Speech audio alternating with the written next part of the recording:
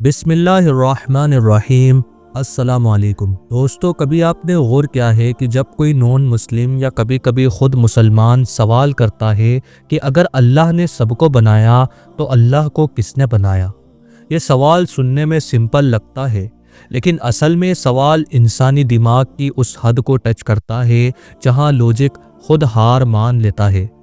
آج اس ویڈیو میں ہم صرف جواب نہیں دیں گے، بلکہ آپ کو وہ نظریہ دیں گے جو عام طور پر ممبر سے بھی نہیں بتایا جاتا، وہ حکمت جو صرف کتابوں کے فوٹ نوٹس میں چھپی ہوتی ہے، اور وہ بات جو اگر سمجھ آ گئی تو شک کا دروازہ ہمیشہ کے لیے بند ہو سکتا ہے۔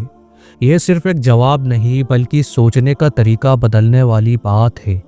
سب سے پہلے ایک بنیادی بات سمجھ لیجئے، جب ہم کہتے ہیں کہ اللہ نے سب کو بنایا تو یہاں سب کا مطلب ہوتا ہے ہر وہ چیز جو کریٹڈ ہے، یعنی جو کسی وقت پر ایگزسٹ میں آئی، جو پہلے نہیں تھی پھر ہوئی، جو بدلتی ہے، جو ختم ہو سکتی ہے۔ قرآن اللہ کے لیے ایک لفظ یوز کرتا ہے، الاول اور الآخر، مطلب جو ہمیشہ سے تھا اور جو ہمیشہ رہے گا۔ اب یہاں ایک گہری بات ہے جو 99% لوگ مس کر دیتے ہیں۔ جو چیز کریٹڈ ہوتی ہے صرف وہی پوچھ سکتی ہے کہ اسے کس نے بنایا۔ جو خود کریشن کے رول کے باہر ہو اس پر کریشن کا سوال لگانا ہی غلط ہے۔ یہ بالکل ایسا ہی ہے جیسے آپ پوچھیں نمبر 7 کا کلر کیا ہے۔ سوال سننے میں سوال ہے لیکن اصل میں ہی غلط ہے۔ اب تھوڑا دماغ کھولنے والی بات آتی ہے۔ بڑے بڑے فلسفرز اس کو انفائنائٹ ریگریشن کہتے ہیں، لیکن اسلام نے اس کو صدیوں پہلے کلیئر کر دیا تھا۔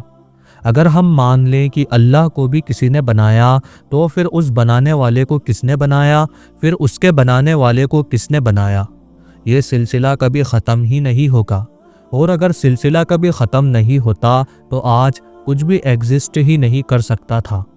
مطلب آج کا یونیورس، آج کا انسان، آج کا سوال کچھ بھی ممکن ہی نہیں ہوتا۔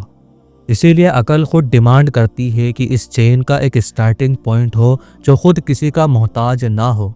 اسلام اس سٹارٹنگ پوائنٹ کو اللہ کہتا ہے، واجب الوجود، یعنی وہ ہستی جس کا ہونا لازمی ہے، جو کسی وجہ سے نہیں بلکہ اپنی ذات سے ہے۔ اب یہاں ایک اور ریئر بات جو عام طور پر نہیں بتائی جاتی، انسانی دماغ ٹائم اور اسپیس کے اندر سوچتا ہے۔ ہم ہر چیز کو کب اور کہاں سے جوڑ کر سمجھتے ہیں، لیکن اللہ ٹائم اور اسپیس کا کریٹر ہے۔ ٹائم خود اللہ کی مخلوق ہے۔ جب ٹائم ہی اللہ نے بنایا تو پھر اللہ سے پہلے کیا تھا یا اللہ کو کب بنایا گیا؟ اس جیسے سوال اپنے آپ گر جاتے ہیں، کیونکہ پہلے اور بعد میں ٹائم کے بغیر ایگزسٹ ہی نہیں کرتے۔ یہ وہی بات ہے جو نون مسلم کو سمجھ آ جائے تو اس کا آدھا کنفیوژن ختم ہو جاتا ہے۔ ایک اور گہری حکمت سن لیجئے جو صرف کچھ لوگوں نے سمجھی۔ یہ سوال زیادہ تر اللہ کو جاننے کے لیے نہیں بلکہ اللہ کو میجر کرنے کے لیے پوچھا جاتا ہے۔ انسان چاہتا ہے کہ اللہ بھی اس کے جیسا کسی کیٹیگری میں آ جائے، کسی ڈیفینیشن میں فٹ ہو جائے۔ جب فٹ نہیں ہوتا تو وہ کہتا ہے پھر اللہ کو کس نے بنایا؟ جبکہ حقیقت یہ ہے کہ اللہ کو سمجھنے کا مطلب یہ نہیں کہ ہم اللہ کو اپنی عقل کے ڈبے میں بند کر دیں، بلکہ یہ سمجھنا ہے کہ ہماری عقل خود اللہ کی بنائی ہوئی ہے۔ جو چیز ٹول کو بناتی ہے وہ ٹول سے پوری طرح ناپی نہیں جا سکتی۔ اور سب سے پاورفل بات یہ ہے جس سے شیطان بھی بھاگتا ہے۔ نبی محمد صلی اللہ علیہ وآلہ وسلم نے فرمایا کہ جب شیطان یہ وسوسہ ڈالے کہ اللہ کو کس نے بنایا تو ترنت کہو آمنت باللہ، میں اللہ پر ایمان لایا۔ اس کا مطلب یہ نہیں کہ سوال سے بھاگ جاؤ، بلکہ یہ ہے کہ اس سوال کی حد کو پہچان لو۔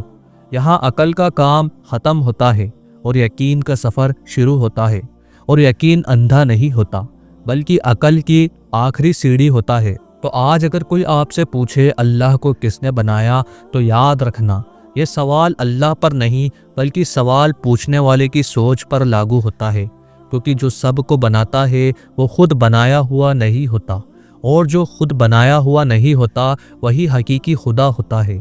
اگر یہ بات دل میں اتر گئی تو نہ صرف نون مسلم کی آنکھ کھولے گی بلکہ مسلمان کا ایمان بھی پہلے سے زیادہ مضبوط ہو جائے گا۔